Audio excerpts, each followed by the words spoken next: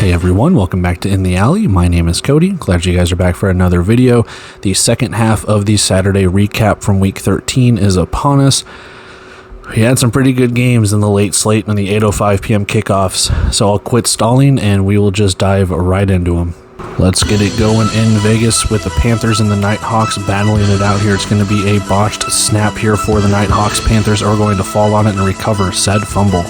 And then just a few minutes later, knocking on the door, Josh Tomas up the middle. He is deemed in for the touchdown. Let's go 2.5 to play in the first quarter here. 4th and 5 for the Nighthawks, trying to tie this thing up or take the lead. Delora rolls out, not a face mask as he gets sacked. And then on the turnover on downs, Bay Area is going to run this to the right side. Josh Tomas squeezes through for his second. Not a lot of scoring left in the first half, so we'll end it with the final play. It's going to be Axel Perez booting it from 34 yards out to make it 15-0. And then as we take it to the second half, Jerome Johnson in at quarterback, a 6-yard rush up the middle to put Vegas on the board. Less than 7.5 to play, 3rd and 2. It's a handoff to the right side. Josh Tomas is going to cut, and he cuts inside with blockers, another touchdown. And then ensuing kickoff for the Panthers, it's going to be Axel Perez hitting it between the uprights. That's a deuce. Let's go less than 4 minutes in the third quarter, 3rd and 9. Jerome Johnson looks, he doesn't see anyone open. I do not think he's touched. He says, hey, block for me here. I'm going to take this all the way in from 29 yards out. And then 3rd and 7 for Bay Area, a minute to play here. Josh Jones looking over the middle, out of the backfield. You know who it is. Josh Tomas with yet another touchdown. However, on the ensuing extra point attempt, Axel Perez is going to kick this up, going to be blocked by Vegas, picked up by James Caesar, and he's going to return this all the way for the 2-point conversion, 30-15.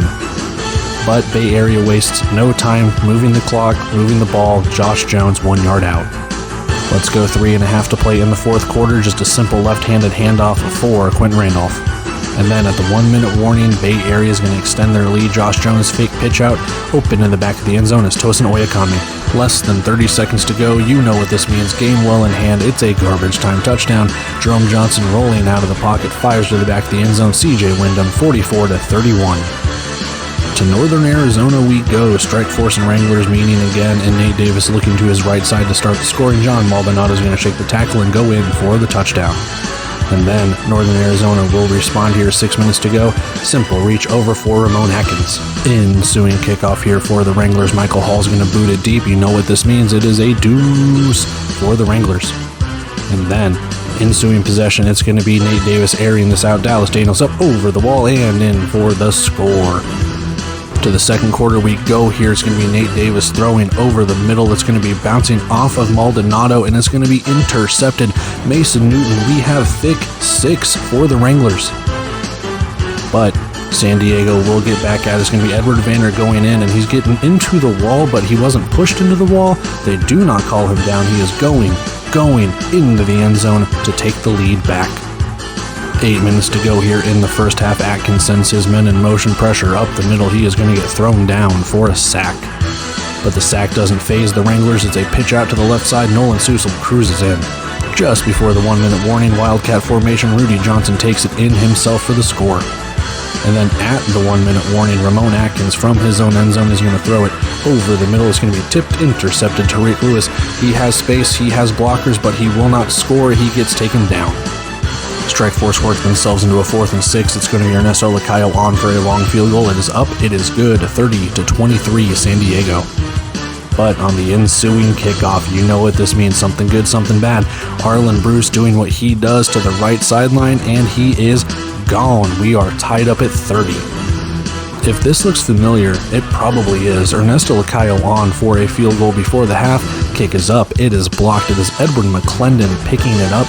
He has room. He jukes some defenders down the sideline. He goes. He has a blocked field goal touchdown return. And then coming out of the second half, it's going to be Ramon Atkins taking himself off the right side to go up 2 scores. However, San Diego will answer right back. 7 minutes to play. Edward Vander barreling his way through. And then ensuing kickoff, Ernesto Lacayo is going to boot it through the uprights for a deuce. Less than a minute to go here in the third quarter. He's going to be sending his men in motion as Ramon Atkins pitching it out to the left side. Nolan Susel going in for his second score. But to the fourth quarter we go. Atkins and company trying to add on to it. Susel's going to put the ball on the ground. Royce C is going to recover it for San Diego. 3rd and 2, 8 minutes to play here. Nate Davis pitching it out to the left, and then it's going to be Vander cutting his way back, breaking off so many tackles to get in for the score. And then Atkins sending his men in motion, taking the snap, looking to the right side, looking over the middle. He's going to go down for another sack. Less than 2 minutes to go. Michael Hull on for a very long field goal attempt.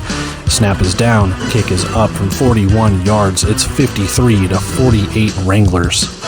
And then 24 seconds to go here. Nate Davis is going to take the snap. He doesn't see anyone open. It's a Nate Davis running alert. He's going to be down at the 1. We do not see the Rudy Johnson touchdown after this. And then final play of the game to tie it up. It's a botched snap. Caleb Lowe has to get rid of it, trying to find anyone open. He just heaves it out. 56-53. It's incomplete. Final recap of the evening. Tucson and Arizona renewing the rivalry. Reyna is going to send his men in motion, and he's going to get taken down for a big sack.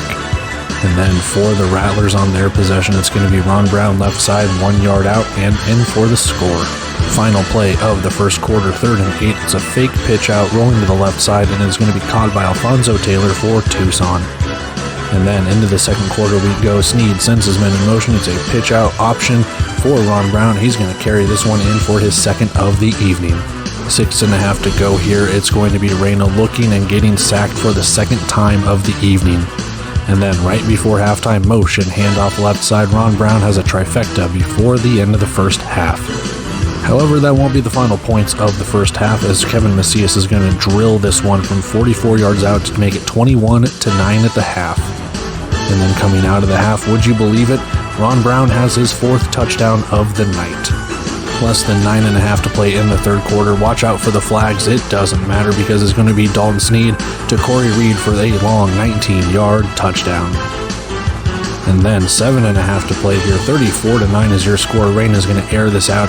There's going to be Larry Harrington coming up and down with it for the score for Tucson. Ensuing kickoff, so you know what that means. Something good, something bad. It is a deuce to make it 34-19 for Kevin Macias. And then 5.5 to play here. It is Dalton Sneed airing it out. It is going to be intercepted by Jameis Williams, the running back. Okay, he has that interception though. Let's go 4th and goal here from the 4-yard line. Devontae Sapp Lynch up the middle in his touchdown celebration, just smacking the wall.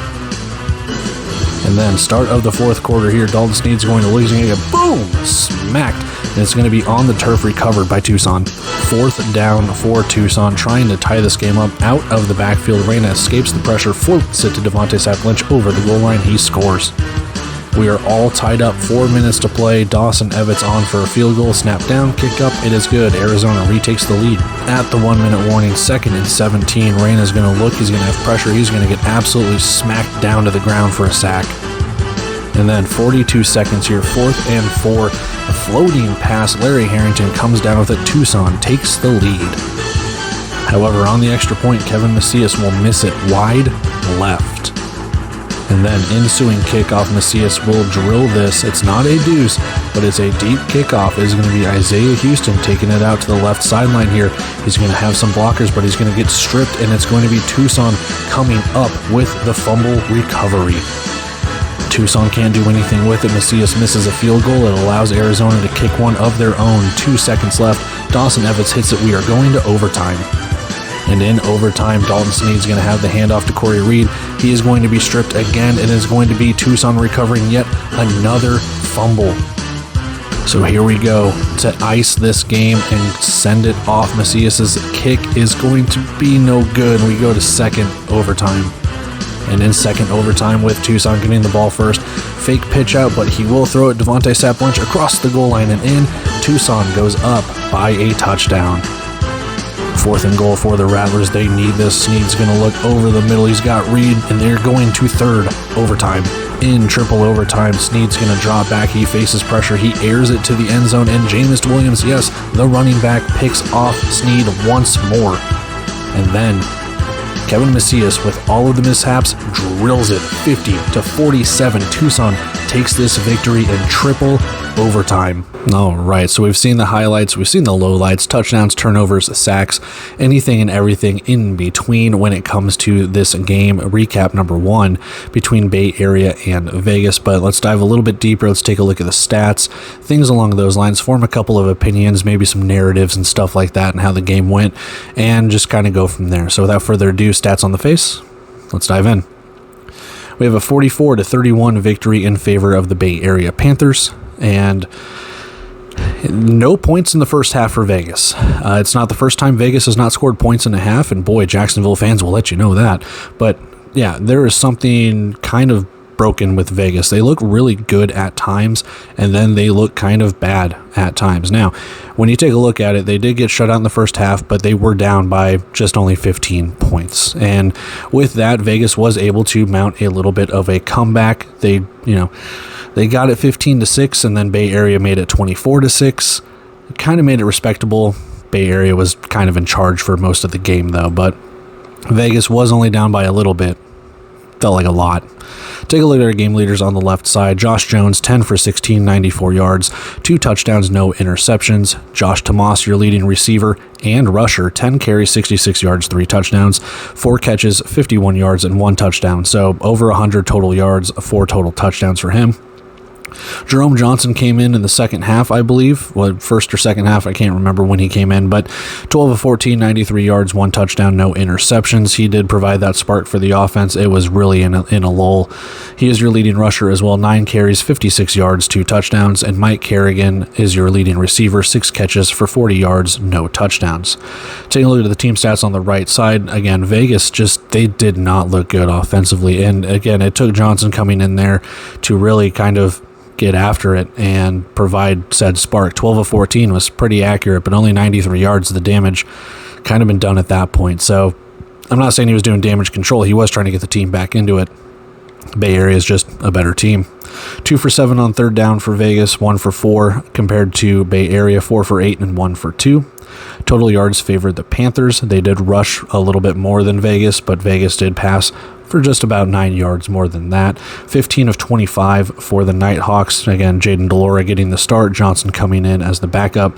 And then 10 of 16 for Josh Jones. No interceptions. Surprisingly, no interceptions between the two teams, considering that Delora got benched. It was just they needed something there. 1 for 2 on field goals when it comes to Bay Area, and then 0 for 1 for Vegas with their field goals.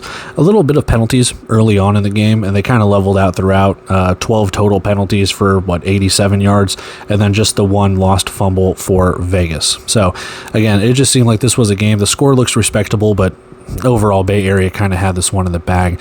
Taking a look at some of the notes that I had in this one, like I mentioned, a lot of flags kind of early on in the game, kind of leveled down. Excuse me. Kind of leveled out a little bit. Jaden Delora got brought down. No penalty was called. What looked like a face mask or like brought down by his helmet. It was a turnover on downs. So low scoring affair early on in this game. Josh Tomas has another carry. He has another touchdown. At this point, Josh Tomas was just getting started. Delora throws a ball into the dirt. Field goal unit coming on. Derby's field goal is no good. So again, another kind of turnover downs, another stop. Axel Perez has a field goal that's blocked. Vegas is backed up for an unsportsmanlike. So again, just kind of shooting yourselves in the foot there. Perez out for a field goal attempt. He hits it for a 34-yard field goal. So again, there's your 1 for 2. Vegas needing points. They could be down by a lot more. There's still time here. Jerome Johnson comes in at quarterback. He rushes for a touchdown, puts Vegas on the board. So he did come in there in the second half. Tomas with a handoff on the right side. He has blockers and an easy rush for the score. It's just, again, they were feeding Josh Tomas quite a bit in this one too. And also Tosin Oyakami got quite a few catches, maybe a couple rushes in there as well. So pretty good game for him as well. For Vegas, James Caesar has blocked an extra point, returned it for 2 points. So that does give Vegas a nice little boost in the point category there. Just more turnover on downs. Another play for Josh Tomas. He just is kind of taking control of this game by the end of the third quarter. Quentin Randolph has a motion handoff, trying to get back into it. At that point, it is 37-23. Bay Area recovers an onside, and then it just kind of goes Bay Area's way for the rest of it. So those are the notes that I kind of had. Opinions on this one doesn't really change too much. Vegas looks kind of stuck in the mud at times. They do look good at other times, and we do not really have that good of a gauge. The defense still looks excuse me. I do apologize for that. The defense still looks good for Vegas. Bay Area just kind of suffocated them, though. They still gave up points. Bay Area still gave up points. The score looks a lot more respectable than what it was. And maybe it would have been a different game had Vegas started Jerome Johnson. We'll never know. But there you have it. Let's go take a look at our second recap, and we'll just move on. All right, so again, we have seen all the highlights, lowlights, turnovers, sacks, touchdowns, anything and everything in between. Let's dive just a little bit deeper into this one for our second recap between San Diego and Northern Arizona. This was a fun back and forth affair, and San Diego pulling out the victory late in this one, a controversial victory. We'll talk about that in a second, but stats on the face, let's go.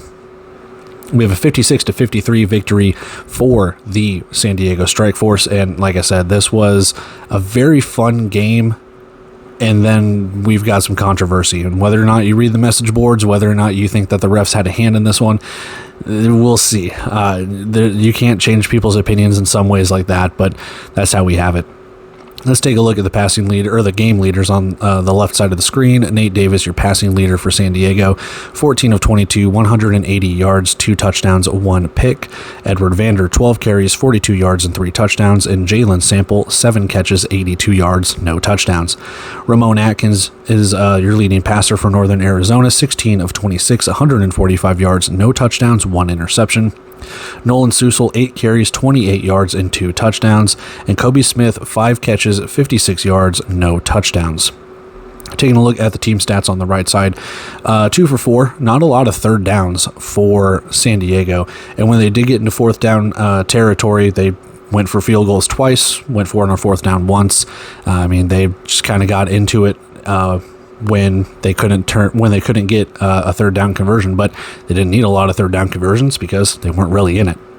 On the other side, though, 3 for 7 for Northern Arizona. They converted a little less than 50%, and they were pretty accurate. Field goals 1 for 1 and 2 for 3 on fourth downs. So they were able to convert when they needed to.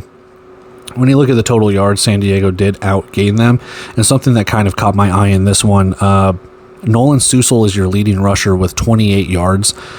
They kind of bottled up Ramon Atkins. San Diego kind of bottled up the running game as a whole here. Only 44 rushing yards for Northern Arizona.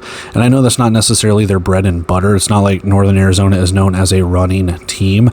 But to just have 44 yards kind of shows you how the defense of San Diego kind of just bottled them up. And yes, there were some sacks. Yes, there were some, loss, like tackles for loss and stuff like that too. But for the most part, that's still 44 yards. That's really good for San Diego's defense.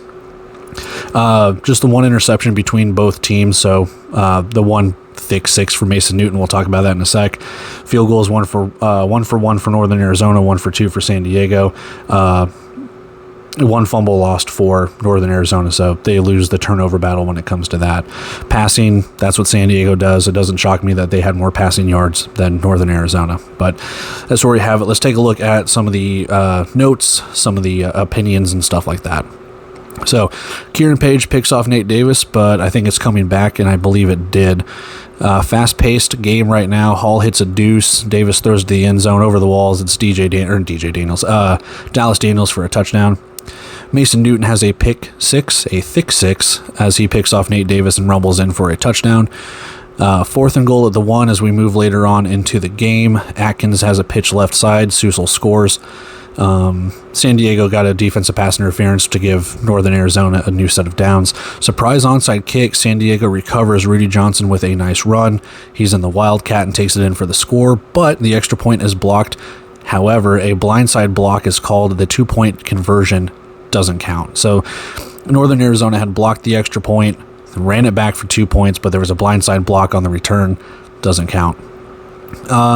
Tyreek Lewis picks off Ramon Atkins. Strike Force take over under a minute to go in the first half. Lacayo comes out for a field goal. He hits it. And then Arlen Bruce with a kick return touchdown. He has another one. Northern Arizona has been kind of on fire with it, man. They have been. Whether it's been him, whether it's been David Elder, they've been able to return kickoffs like crazy, it seems. Lacayo on for a field goal. It gets blocked, and then we have a return. It's a touchdown. So again, just more special teams for Northern Arizona coming through when it comes to that. It was Edward McClendon, I believe, on the field goal kick return, or the blocked field goal kick return. Atkins keeps the ball. This is a little bit later in the game. He has a lane and a touchdown. It's a 2-possession lead for Northern Arizona, and at that point, they had 21 unanswered points. Lacayo hits a deuce after a San Diego touchdown, making it a 3-point game. Like, they were able to slowly climb back into this one. Fumble pitch out. Vander falls on it. It's 3rd and goal. Saunier almost picks off Davis at the 1. We have 4th and goal from the 12. Another incompletion. Wranglers take over. Susel touchdown wiped out by a penalty. And then we'll just get to it. Hall comes out for a long field goal. He hits it. And there's an unsportsmanlike call to Northern Arizona for flopping. Moves San Diego to the 1st and goal. Or to 1st and goal. And then Nate Davis running alert. Did he fumble? Was he down? Is it a touchdown? They ruled him down at the 1. And then quick side note, we don't have video of the Rudy Johnson touchdown. They were too marred by the replay of the Nate Davis play. I think it was a fumble. I do. And I think a lot of people do think it's a fumble as well. And whether you believe, and this recap's going to run a little bit longer, but whether you believe the forums that the refs were tipping their caps to the fans and smiling at them and doing whatever, I wasn't there, so I have no say in this. I have no opinion on that. I'm really indifferent. But what I can speak on is I do think that was a fumble. I do think that it was recovered by Northern Arizona, and I do think that the refs botched that call. And now whether or not the refs were playing is like, hey, we got you, I don't know. Like I said, I'm not in the back pocket of the refs. They have a tough enough job as it is, but they completely botched this call. They did. I think this was a fumble. I don't think Nate Davis had complete control as he was going down. What can you do? But he was called down. Rudy Johnson scores the touchdown, and then that's not the end of the game because Ramon Atkins had Kobe Smith wide open. He threw it short to him, and then just a busted field goal makes San Diego win it. You know, you had Caleb Lowe try and throw it to an offensive lineman, and that's where you have it. So, yeah, a weird game. A very fun game, a game of streaks. You know, Northern Arizona got out to a big lead. San Diego comes crawling back, and then they were able to get it into the end zone to score late in the game, and Northern Arizona did not have an answer for it. So there you have it, 56-53, and we move on with recap number 3. All right, so we've seen the highlights, we've seen the lowlights, sacks, touchdowns, turnovers, anything and everything in between. This was a fun game. This was a fun game because I thought it was just going to be your boring old curb stomping of Arizona just going, hey, we've lost 2 in a row, we've lost 3 in a row, whatever. Man, I'm not even going to stray any further. Let's just stats on the face. Let's talk about this. We have a 50-47 victory in favor of the Tucson Sugar Skulls in triple overtime. Mistakes have been made for one team. You'll see it in the bottom right over there. We need to talk about that in a second. But first, let's talk about our game leaders for both sides. Jorge Reyna, 17 of 25, 173 yards, 5 touchdowns, no interceptions. Reyna is also your leading rusher, 14 carries, 37 yards, no touchdowns. And Larry Harrington, 7 catches, 83 yards, and 2 touchdowns. Another good performance for him. Dalton Sneed, 19 of 34, 197 yards, 2 touchdowns, and 2 interceptions. Corey Reed, 4 carries, 27 yards, and then he's your leading receiver as well, 9 carries, 104 yards, 2 touchdowns. Taking a look at the team stats on the right side, neither team was good on third down, but both teams were pretty good on fourth down. 3 for 5 for Tucson, 5 for 5 for Arizona, and they were clipping off fourth down conversions early in the game and throughout the game as well. I think they had like 2 or 3 within their first couple of drives, if I'm not mistaken. Like, they were going for it. Arizona did lead in the statistical total yards category and in passing and in rushing. Not by much in the rushing category, which when you look at the leading rusher for Corey Reed to be only 27 yards, they did spread the running out a little bit. Him, Sneed, Brown, I can't remember number 10 off the Marquez Cooper, that's who it is. I think he got a couple of carries too, along with probably a couple of others. So they were spreading the ball out. They did get 79 yards. And then Reyna had 37 yards. They were also, Devontae Sapp Lynch, Jameis Williams, what have you. So ball being spread around there. Quite a few receivers got, catches on both sides as well. Harrington gobbled up a lot of those. Corey Reed on the same way as well. Penalties, roughly the same. 6-53, 5-50. Field goals, they both hit 2 of them, although Tucson came out with 5 field goal attempts. Overall, like I said, a very, very fun game, but we need to talk about this bottom right category. 5 turnovers for Arizona, 2 of them in overtime as well. Luckily, the first one did not cost them, but the second one did. So with that, let's take a look at some of the notes and opinions and things that I have on here. Jorge Reyna gets sacked. Macias misses a field goal. Rattlers take over to start the game. 4th and 9. Corey Reed comes up with a huge catch to move the chains. 3rd and 6. Isaiah Houston has a catch inside the 5. Rattlers kind of playing with fire a little bit. Before that was another 4th down conversion. I'm sorry, I forgot. I missed that part. Another conversion. It's Isaiah Houston again later on in the game on 4th down. 3rd down, Reyna gets sacked. Harrington comes up big with a 1st down catch. After that, Amari Alexander bats down a pass. Rattlers take over on downs. Corey Reed brings a pass in inside the 5. It's a 1st and goal for the Rattlers. We're kind of moving a little quick through this because I want to talk about overtime. Motion handoff for Brown, his 3rd touchdown of the game. At that point, it was 27-9. Macias hits a field goal from 44 yards out as we hit halftime. That was 21-9. So Ron Brown actually had 4 touchdowns. My bad. I was reading the wrong thing. Ron Brown had 4 touchdowns. Macias hit that field goal before his 4th. So there we go. Brown with another rushing touchdown. I should just read down my list of stats. Rattlers are cruising in this one. Yeah, so like I said, 27-9. It'll be 34-9 here in a second as Snead hits Reed. Reyna to Harrington, and then Macias hits a deuce. Later on down the game, Tatum smacks Dalton Snead. He fumbles and the Sugar Skulls recover. Like, that was just a straight up just boom, like just smacked him, and it was a weird play, man. Evans on for a field goal. He hits it. It's a 3-point lead for Arizona. Reyna to Dixon, 1st and goal for the Sugar Skulls. Harrington has a touchdown called back. We reached the 1 minute warning. Harrington in the back of the end zone. Tucson leads. Sugar Skulls force a fumble and on the kickoff and recover. Macias comes out for a field goal. He misses. Roughing the passer gets called on Snead. Evans hits a field goal with 2.6 seconds. Evans comes out, hits a field goal. We go to overtime. In overtime, Reed fumbles on a handoff and Tucson recovers. Sugar Skulls can win it, but Macias is on for a game-winning field goal and he misses. So we go to second overtime. Tucson works their way to the 5. Reyna has Sap Lynch in for a score. Pressure's on Arizona now. And then Snead hit trying to throw, and it's a fumble recovered by Lamar Mady. Snead has Corey Reed, but it's ruled incomplete. Ball hit the turf as he caught it. So in the back of the end zone, he was kind of doing a diving catch. Ball hit the turf. They ruled it incomplete. 4th and 2 inside the 5. Reed to Snead again. Extra point is good to tie it. So a lot of pressure when it comes to that. And then Jameis Williams picks off Dalton Snead. Dude's playing running back. He has 2 interceptions in this game, both just crucial interceptions. Sugar Skulls work the offense down inside the 5. 4th down, Macias out to win it. He drills a 20-yard field goal for Tucson to beat Arizona at home. So with that, like I said, you have a running back converted to a defensive back because one defensive back got ejected in this one. Brian Murray got his second unsportsmanlike. So you have a running back playing defensive back, and I don't know if I'd have to go back and rewatch the game because I don't know if they were just picking on him or not, but it seemed like the defense of Tucson was coming to play there in the second half, especially late in the second half when Tucson was able to, and let me do this really quick. That's 16, that's 24. Is that 26? That's 26 unanswered points by Tucson right there, if I'm reading that correctly. That's huge. That's what turned the tide in this one. There was just something that Arizona could not get them off the field. Tucson was doing exactly what they needed to do. And then, Arizona able to come out and take the lead back 37-34 with that field goal. It was a crazy game. This was a very, very crazy game.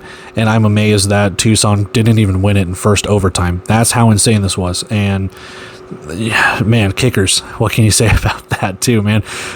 You can hit deuces, you can hit field goals, but when it comes to a game-winning field goal in overtime, nope. When it comes to Macias coming out to ice this game, nope. It's such a crapshoot sometimes, man. But again, I don't dog on the kickers. They have a very tough job when it comes to that. Very narrow goalposts. I get it. What a game, though. What a game. I know this recap is going to go long, too, but what a game. Tucson pulls it out. Arizona, I mean, you've seen the comments. If you haven't, go see the comments from Coach Kevin Guy. They're livid over there. They are mad. They are pissed. They are everything over in Arizona. And I'm not saying the wheels have fallen off, but, oh, buddy, they don't have it easy in the next week either. So we'll move on with that one. We'll call it good there, and let's go check it. Let's go check out our bets and move on and get out of here. It might be hot in Vegas, but no sweat on cashing the bet over here. You know the saying: good teams win, great teams cover. No, we didn't win this one. Thanks, overtime. But it was a really low-scoring game until it wasn't. Kudos to Tucson for pulling out the victory in triple overtime, but boo on them and boo on Arizona for getting it that far and ruining the bet. And that is it for our Week 13 second half Saturday recap. If you want to check out the other ones, they are on the channel as well. We had the Friday night recap between Jacksonville and Green Bay, and then we had the first half, the earlier slate of kickoffs from Week 13 as well. So with that, you can go check that out if you want to. If you don't, cool, I guess. It's kind of the same thing I'd say too. So I'll plug that here. If you want to like, comment, share, subscribe, you can do all that too. If you don't want to do that, neat. But with that, I'm going to take off here, guys. We have Week 14 upon us. We've got, 5 games on Saturday and 2 on Sunday. So no Friday night game for the first time in a while, but those will be back quicker than you think. So have a nice little Friday night to ourselves here, and then we just get ready for Saturday and go with the previews with that. I got the 2 previews for Sunday along with that as well to merge Week 14 all together as one little piece. But with that, I'm going to take off here, guys. Love and appreciate every single one of you. I've already said my spiel about like, comment, and share, and subscribe, and whatever. If you want to do that, fine, don't care. But anyway, with that, taking off here. Love you guys. Appreciate you. Till then, see ya.